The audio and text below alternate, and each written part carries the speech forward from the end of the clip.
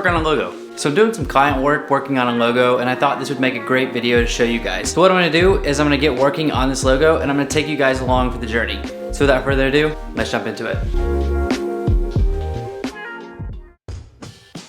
When starting a new logo, I like to get everything that I've been thinking about out of my head and onto something physical like the sketchbook. It's really important to get a lot of different variation when you start. You have no idea what you're going to think of or what you could build. That's why it's important to just do a ton of different drafts. Now that I have a couple variations to play with, I'm going to take a picture and I'm going to throw them onto the computer. I'm going to use this as a guideline to start building out some of my logos.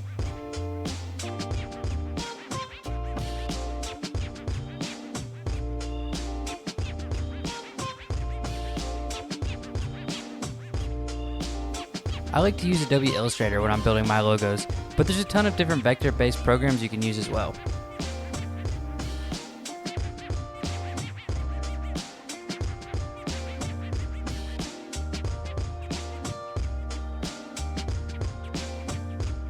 I really want to make sure I'm spending a lot of time on each variation.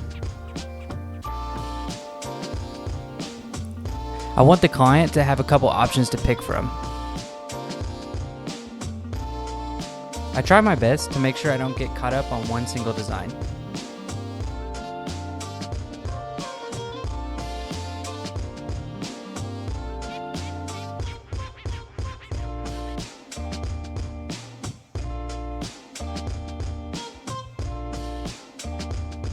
Some of these logos rely solely on the type, others are going to use more icon-based elements.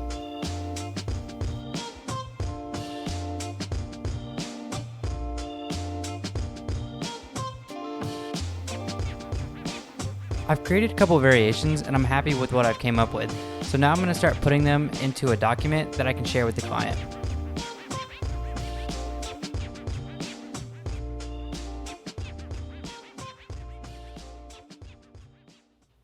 Alright, so you guys just watched me build this logo. Let's take a closer look at what we made. Like I said previously, I wanted to make sure I gave the client a couple options to choose from. So the first one was very shape heavy, along with the second one. The third and the fourth option relied much more on typography. The next was kind of grunge, it had like a badge feel, and the last one was much more icon based. I really like how these turned out and I'm excited to see what my client thinks.